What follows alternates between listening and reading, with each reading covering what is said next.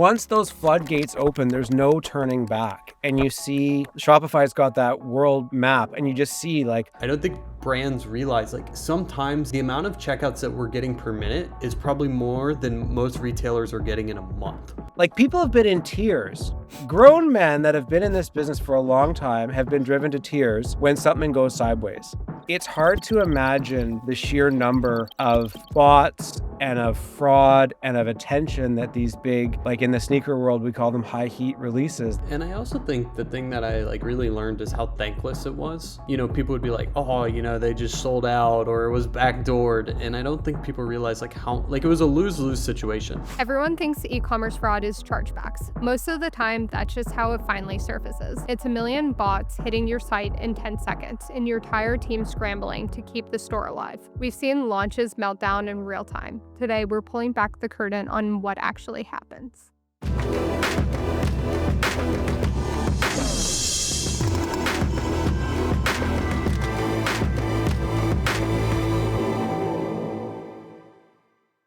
Hello, Northwestern Canada or Southwestern Canada.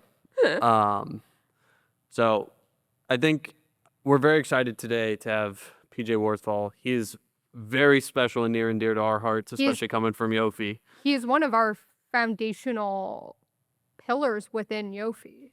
Yeah, PJ was I think our second or third customer, and our reference for many, many investor calls, many, many client meetings. We love PJ. I think one thing for the audience to know about how we got acquainted to PJ. So I was lurking on LinkedIn because when you're a founder, you wear 1,000 different hats. So at the time, we were trying to get sneaker shops, and this is when Yofi was actually bought not. And I guess I was lurking PJ a little too hard that he got attracted to the name, where he was like, oh, what is this? And he was like, you had me at bought not. Is this something you could do? And that organically led us to PJ and Chris Bone and Artem. Shout out Chris Bone and Artem and team. You guys are the best as well at JD Canada. But really got to forge that relationship there. Yeah, and I think we were forever grateful with PJ, and I think the really cool thing about this episode is going to be PJ's experience, right? 100%. I don't think people know about Taylor Swift concert tickets, Nike sneaker releases, but I don't think you really understand what goes on behind the scenes, the amount of effort. By the way, also how small of revenue these releases actually do. Let's give some context, right? Yeah. So PJ runs e-commerce at Union LA. If you're not in the sneaker industry or haven't been adjacent, Union has some of the biggest Jordan drops and custom collaborations with the Jordan brand. Union is one of the staple neighborhood stores. They have some of the biggest releases. So back at my day when I was at one of those companies, the Union Guavas dropped and it crashed the main company website. It crashed Shopify. And it crashed Union's 2 websites. And when you think about resellers and bots, you may not think of fraud, but resellers and bots are also doing the return abuse and all this type of stuff because they're making profits. But it's kind of I would say, near and dear to my heart. And I would say very on the, I would say, air quotes, vanilla type of fraud. Yeah, and I think when we talk about bots have gotten a little bit of a glow up in the past 18 months where people are thinking about Agentic commerce. When we're talking about bots, we're talking about checkout bots, but also which, AI is moving into, but we're talking about 1 million attempted hits on a site that typically gets a couple thousand, right? You're talking about basically a DDoS attack happening every second. And all you payment nerds out there, if you're listening, can you imagine the transaction fees and what is actually going on the payment layer? They're hit with some hefty bills, and their payment providers threaten to leave all the time because of these bots and resellers. Yeah, it's one of the hardest things to do, but I think the really exciting thing that we're going to talk about with PJ is what is the war room like, right? This is one of my favorite things, and shout out to Dennis at Shopify, great partner, great dude. But sitting on and just looking at that Shopify map where you're seeing 20,000 items being purchased within a minute, right? You're seeing 1 million attempted checkouts. And also when you hit live, right, you'll create a new site, right? You'll try to detract traffic. You'll put a captcha. You'll have Yofi bot blocking. You'll have a bunch of these things. But when you hit go, it's it's not even the minute the site goes live. It's for hours. Yep. They're trying to guess the domain name before it goes The live. password. The password, what the captcha is going to be. It's truly such a fascinating game because in the sneaker industry, I would say raffles standing in line waiting for a pair of sneakers has always been there. I think we've all, if you like sneakers, you've definitely waited in a queue for a pair. I think when it moved online, COVID, and with the sneakers app before that, so let's say 2018-ish to 2021, I think that was the main time of the sneaker online raffle. You don't I don't think people understood the velocity and the number of attempts to buy 10 pairs of shoes and the amount of stress it put on a team. Well, and I think just going into it, like a hyper lease is a very small amount of the revenue that you're doing, Yep. but it occupies all your time. But the unfortunate reality is it's a lose-lose situation. Either the bots get it and everyone's going to be upset on It's social been media. backdoored. It's been backdoored. People are taking advantage of it.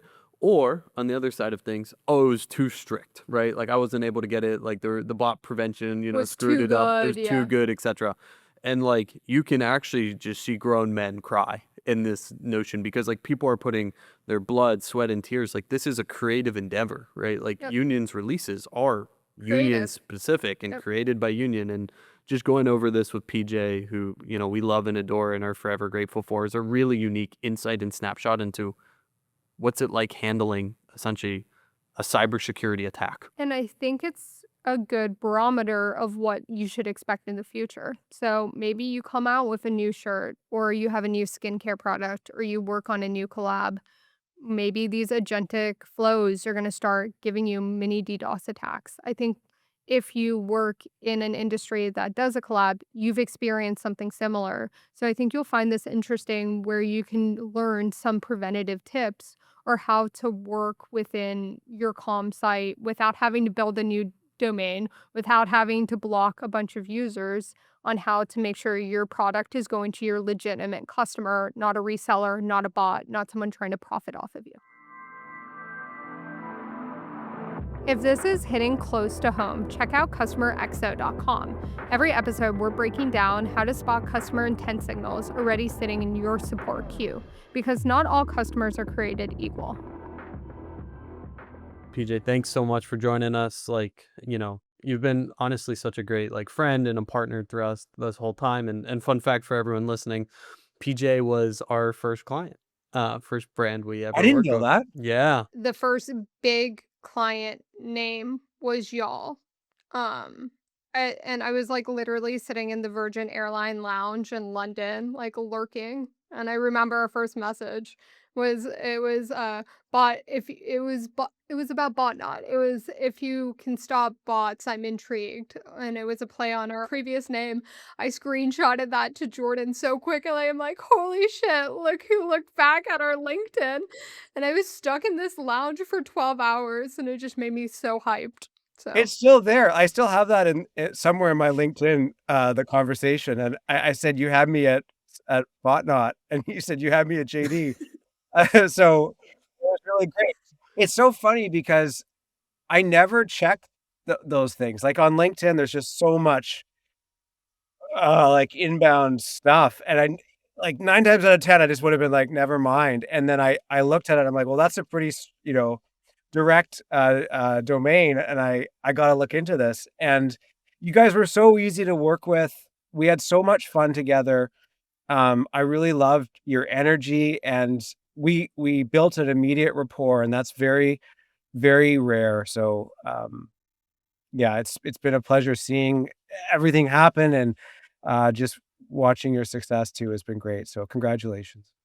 honestly, I need to frame that LinkedIn message. I just Yeah, found it. I need to take a yeah, screenshot and frame it for my desk because it's so yeah, funny. yeah, yeah.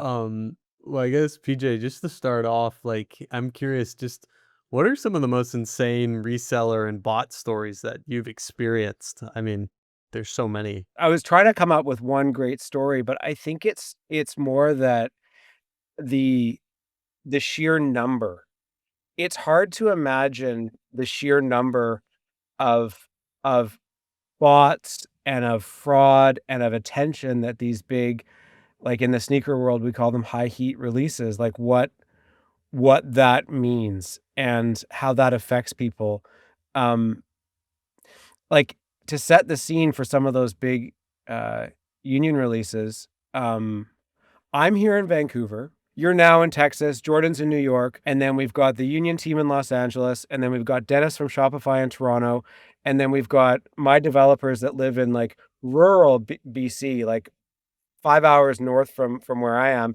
So it's all these people in this like, plus a bunch of other people in this like virtual room watching all this stuff happen. And like once those floodgates open, there's no turning back. And you see Shopify's got that world map and you just see like all the orders coming in and you guys would be reporting on, okay, we've had this many checkpoints solved and we've had this much happen. And then the Shopify team's got their 2 cents. And then everybody's watching on socials to see like what's the feedback. Like we had Dion from Soul Savvy in another Slack channel.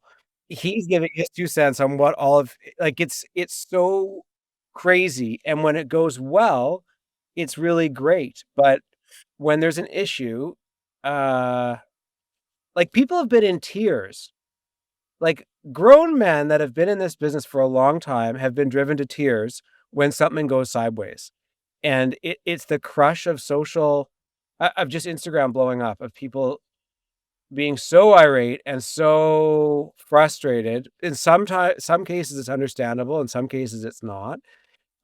So I would say like I don't have a specific, oh, there was this one time. It's just more like being in those, like we jokingly say, like it's the Super Bowl of retail. Like it's so intense. So I think it's that, which is really just hard to explain. And it's also so niche. Like the only people that I understand, I guess there are like Pokemon resellers that would be like, oh yeah, we get it.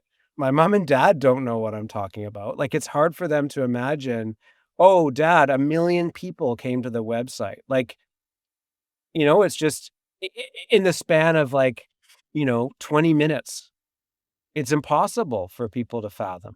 Yeah, I think the craziest thing, and like it was, we loved being in those war rooms with you, is I think twofold is like I don't think people understand the scale and the intensity of those 10 minutes. It's like you're doing a plank and you're already tired, where it's like that 1 minute feels like 100 minutes, where it's like, oh, how many are we failing? What's going on? Is Visa mad at us from a processor perspective? Like you are reacting. There is no thinking going on within these 10 minutes. And like I don't think I don't think brands realize like sometimes the amount of checkouts that we're getting per minute is probably more than most retailers are getting in a month at these releases. It's insane.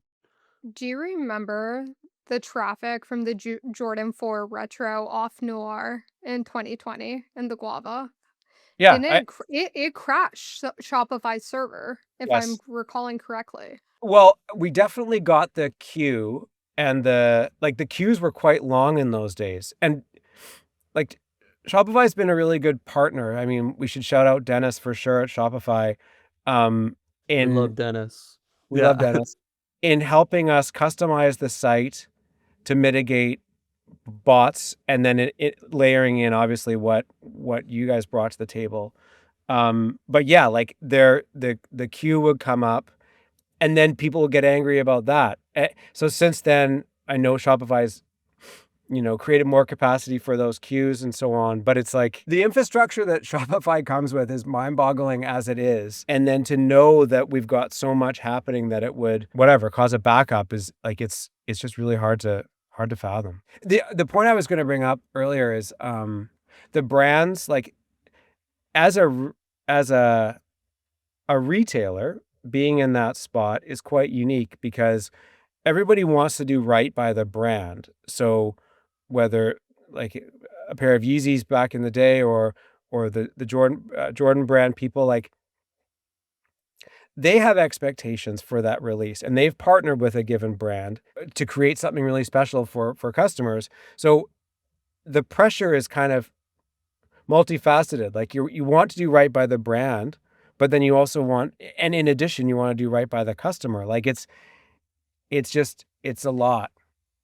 It's a lot because as multi-brand retailers, you're stewarding somebody else's vision. So you want to see that come through. I guess that's what I'm saying is it's like it's something that I think you don't realize until you're in those shoes that yeah, you want to do right by all parties.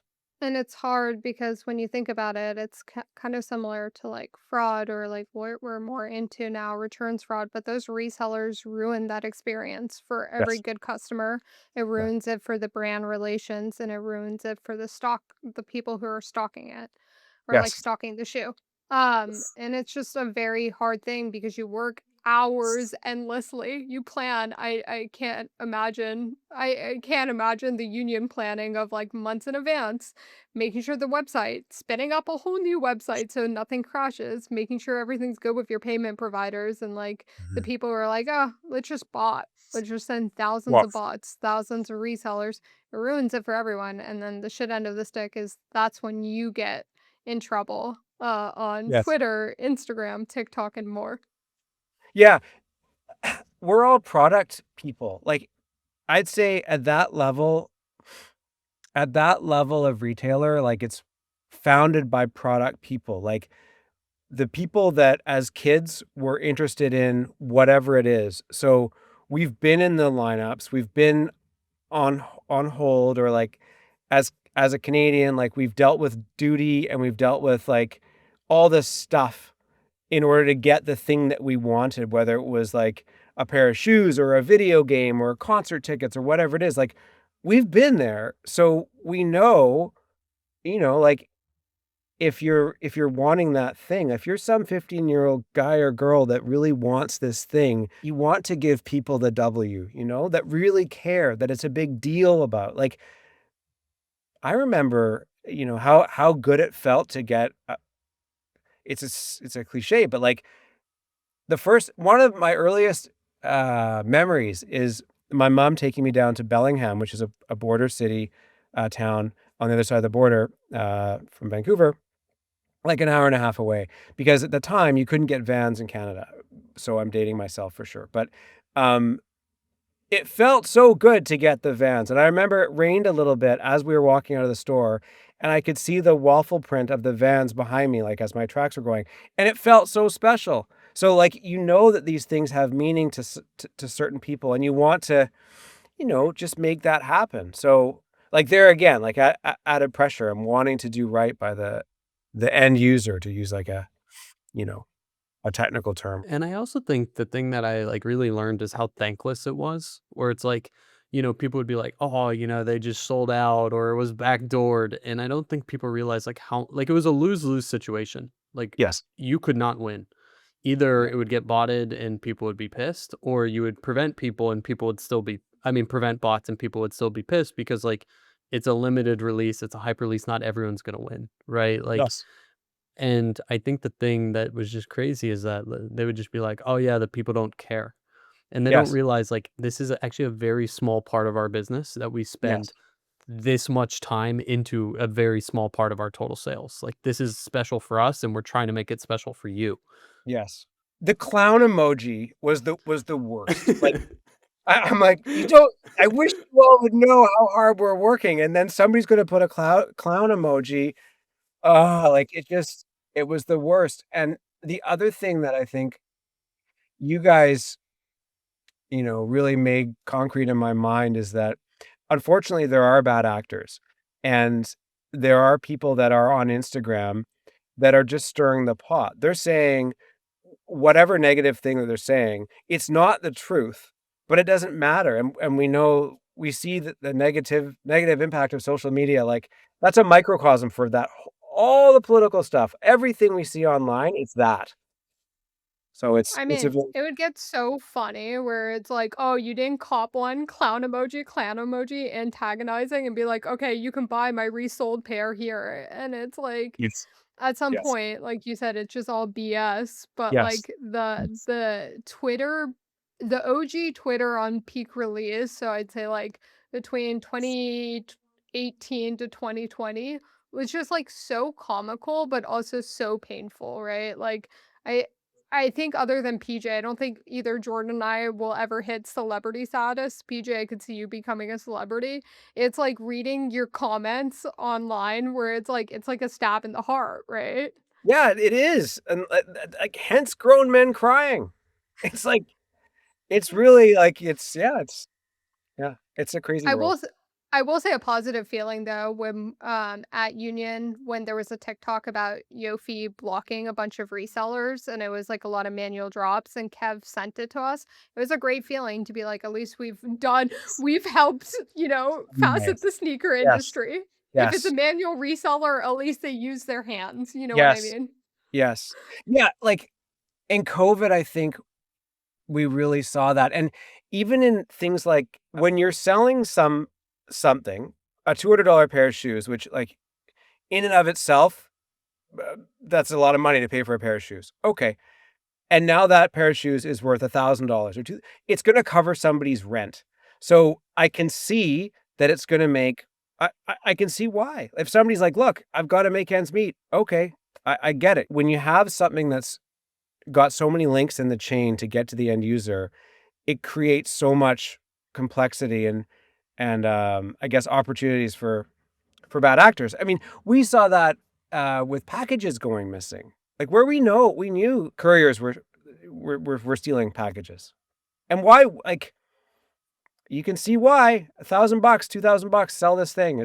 It's awful, but that's what it is. The worst part is like the big corporations, I won't say one, but putting the tape on the outside of the box, thinking like couriers won't go into the box and try to steal it. Right. Interesting. Like you don't think someone's gonna be like, "Oh, what's in this s- very logoed box? Not gonna take a gander, of course." And I think this is it's an interesting thing where like it's a moral question, right? And it's like if you go stand in line and you wait for a sneaker release, you're putting in that energy, you're putting in the effort. Obviously, you care. Bots and that botting to resell, it's kind of like that gray area. It's not technically awful, but it's not like you're wanting the product because you want the product. Same thing on a lot of things. I think it's also like with a reseller or bot, like it also just depends on what's the sell through rate, right? Like it's a love hate relationship. Like if you're gonna buy a pair that's like bricking and sitting there, Yeah. that's your So discretion, right? Like that's an interesting point. It's come up when people find out that I used to work in this business, other people in other businesses that have similar issues, um, where certain things are really in demand and then certain things are not. Everybody has to hit their quarterly numbers. There's a lot of like, how much do you want to really solve this problem? Because it's nice when somebody's hitting their numbers. And then there are other times when you can get on your moral high ground when you know that demand far outstrips supply, that you can talk and, as I say, be on your moral high ground. So it's, I think, Alex, getting back to what you said, like there's just a lot of challenges to one's morality along the way. It would always drive me insane where like people would just assume bots only hit high releases or heavy releases, whether that's, a Kylie lip kit circa I'm aging myself in 2016 and blocking that, or sneakers. No, it was inline items too. You don't think the bots are testing on socks, headbands, and more? Like Yeah. they're impacting your data and your P&L regardless if you want to admit it or not. Yeah, like you guys did a lot when we were analyzing JD sales data, just abusing 10% off, things that you think are just sort of nothings. But when you got, and maybe this is oversharing, but when you said, "Oh, you can buy blocks of Gmail addresses for $20 on whatever, the dark web or something," like and layering in, and this is, I'm out of my depth here, but like virtual credit cards and the level of detail that people are willing to go to save, it's astounding. And so yeah, it's not just the high heat stuff, it's like the inline stuff, or it's just the little abuses, return abuse. I know is that's what a lot of your focus is on right now. And we saw stuff like that. I mean, I've like going back to shoes.com days in 2014, we saw people abusing all of that stuff. So it's P&L wise, it's affecting, it's boring. It's not as fun as talking about the high heat thing, but from a P&L point of view, it's deep and it's real. So Yeah, it runs the gamut. And PJ, just curious, like you've been kind of like in this cycle a while. Like obviously COVID was like wild for resale prices. Do you think things are ever gonna get there again? Like the resale price being that much higher, like consistently? I don't know. Like there were exogenous factors, like the stimulus checks that people were getting um, in the States, and just generally everybody being cooped up. But like, I'll get my timing wrong, but Nike released a bunch of dunks in, is it 07, 08? Sneaker people can correct me, but the like that drove up the prices in a major way. And so we have seen this before, and I mean, certainly all things supreme, we saw that. And go back even further, like Bathing Ape, people were reselling for lots of money on eBay. So even before e-com was really widespread, like, you see these bubbles of demand. Like, I mean, even like, look at whatever. You can go back so far, like Beanie Babies and Cabbage Patch Kids and on and on and on. So I do think, yes, you can see Labubus, this. right? Like Right. Oh my gosh.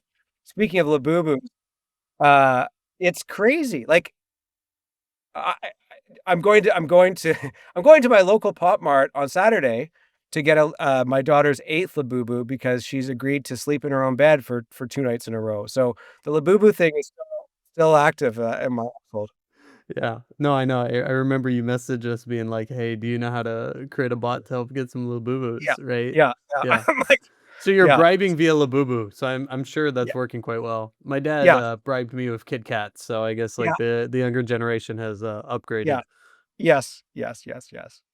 And PJ, one of the things I'm curious about, because like obviously like you've worked with some iconic brands, right?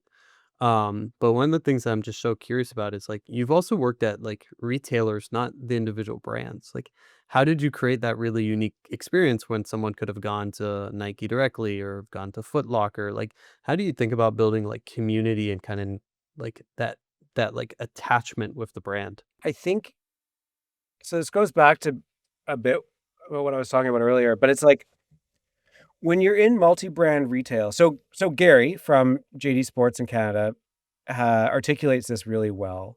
If if as a multi-brand retailer, you want to bring on a given brand, you need to convince that brand that you're able to bring their product to market better than they can. So how do you do that? Like, is that by showing that brand amongst like a kind of a halo effect, saying, oh, well, if you're into this world, and you agree with this brand, this brand, and this brand, well, here's this other brand that you might not be familiar with, but trust us as the editors that this is the one for you. Like, I think there's that, and then there is the ability to do B2B marketing really clearly back to the brand to say, um, here's what we've done to put your product in a really great light. Here's how we're bringing it to market in ways that uh, like a direct to consumer brand, they're not able to do. So I think um, I'm I'm answering your question, I guess, from a brand point of view. But if you go back to the customer point of view, I think it's about creating that aesthetic or that worldview that customers can attach themselves to. Like, this is me, these are the accoutrements of my life, and being able to articulate what that looks like. This is somewhat counterintuitive because I'll give you an example that's more direct to consumer. But Ralph Lauren does that really well. Like, that's always been their thing, is like, if you want to be that kind of northeastern preppy Hamptons guy or girl, like, here's the thing that attaches to it. Here's what it looks like. And here are all the accoutrements. Like, here's the Jeep, here's the bag, and here's the shirt. Like, I think creating that really compelling vision is how you get community. Like, to go, Jordan, going back to what you said, like, that's what it is. That's how you create that community. And it's something that's challenged, that the internet challenges because you don't have that time. It's harder to create that vision versus going to a store when you can say, here's this vision, here's this curated thing. Now it does tend to be often more transactional. So I guess that's where you start to rely on social more. and telling your story and so on. But it's certainly harder, I would say. Different, I would say. It makes a ton of sense. So maybe like one of the final questions I have just generally is like, you basically experience DDoS attacks multiple times a week, right? Like just, crazy bots and releases multiple times a Yeah. week, everything along those lines. Like, I'm curious, like, what advice would you give to like up and coming brands, or just like people that are planning a limited release, or, obviously more celebrity brands are coming out. Like, I'm just curious, like from your wisdom, what would you like, yeah, what guidance would you give? Totally self-serving for you guys, but do work with experts in the field and don't freestyle it. Recognize that it's the cliche of like your reputation is built over years and decades, and it can be ruined in seconds. And I think understanding that is so key, and thinking about customer experience is so important. And so if you're a brand, if you're direct to consumer brand owner, recognize what you don't know and surround yourself with people that do. I just think recognizing what you don't know and not throwing up your hands. It's so when you're selling things online, there's that eh, the transaction is mediated by a computer, so you can so easily just throw up your hands and I don't know. But if you just surround yourself with a few people that know what they're doing, you can break down the links of the chain much more clearly and have never 100%, but some degree of certainty that, oh, my customer experience at least has been well thought out. As we see a lot of things change. So like 2020 or like 2010s was like the start of e-commerce. 2020 was like the rise to D2C. We'd say mid 2020s now, which is wild to think about that we're closer to 2030 than 2020 now. Crazy. Um how what do you think the next trend will be, right? Because it was like the free shipping, all these customers. Is it what if you had to put money on it, would it be? Obviously, something with AI if I had to put my money on it, Yeah. but Like it's agentic, right? So I was thinking about that in the shower this morning. Um, I'm glad we Google, have the same shower thoughts about yeah, these random questions. yeah. Recently, both Google and Shopify released stuff that's saying, well, we're here for agentic e-commerce in some capacity. And a few people this week have said to me words to the effect of, gee, we're redoing our website, but does that really even matter anymore? And that obviously that's an exaggeration, and obviously it still matters. But it's such a big question, Alex. Like, how do you create brand when now it's everything is agentic? So you can go, your agent's going to go to the website and buy the thing. So does that mean that social now is the only place to create brand?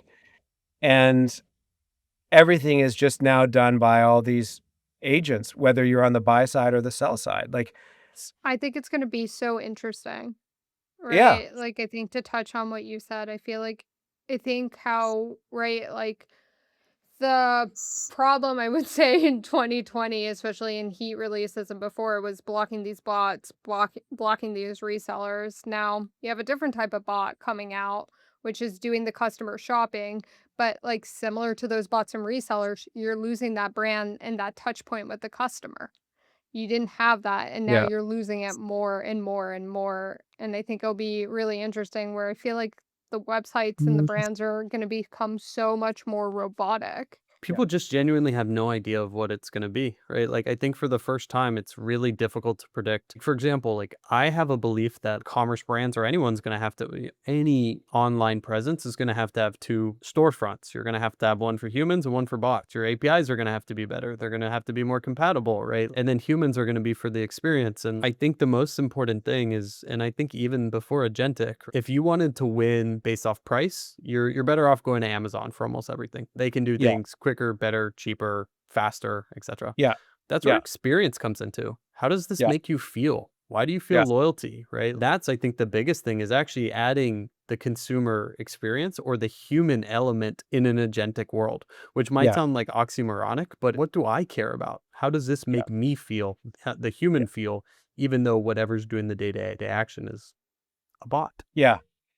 We talk about a barbell. We're going to invest in agentic stuff, tech, backend, and then we'll invest in real life stuff?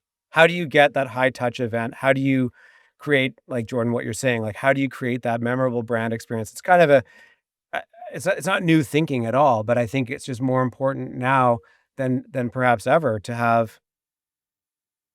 How are you meeting people where they are, and how are you creating something that's memorable? Because every other part of the transaction is just going to get kind of commoditized away.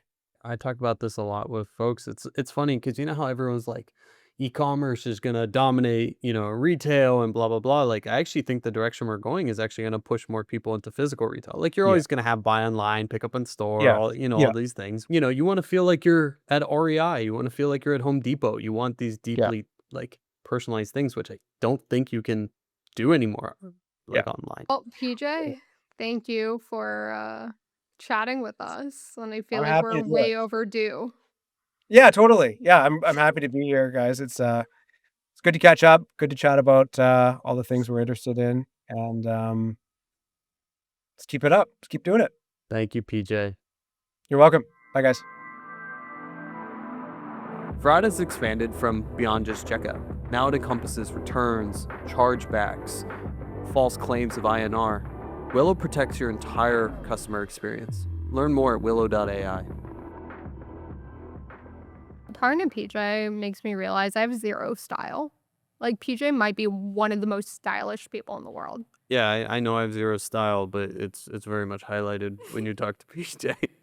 It really puts things into perspective. But what a fun conversation about hearing the blood, sweat, and tears and how long he's been in commerce, blocking these resellers and bots, and like not just the passion it is to get it into your consumer hands, but really what it takes to do so. Well, and I think it's also like you think about his story with like the Vans waffle. And like I'm not a huge sneaker person, but like you see the waffle stomp when he was like walking Yep. in like kind of and like it's that experience, it's that connection, it's that uniqueness. And to be honest, that's why we're here, right? Like everything is about that customer experience. How do you feel when you get the product? How do you feel when you wear it? And what lasting memory do you keep? And I think that's like kind of the main foundation or pillar of that CX experience, right? And like reaching out, people only talk about the bad, but winning something like a sneaker release or feeling that energy from your customers, getting what they want because you block those resellers and bots is a feeling that's unmatched. It finally makes you feel like what you've done and the hours you put into that release were worth it. And I think that's the type of experience we're trying to give based off intentionality at Willow, regardless of who you are and where you are in your commerce journey. That's the point of Willow, is knowing the intention, similar to how we do with bots and resellers and detecting. Yeah, 1000%. I mean, everything is about intention. How do you personalize and how do you create a memory, right? Yep. Next episode, we have a very special guest where we're diving deep into customer support, where the wildest refund and return excuses happen and end up in your inbox every day. The customer isn't always right, but their intent is. We'll see you next time.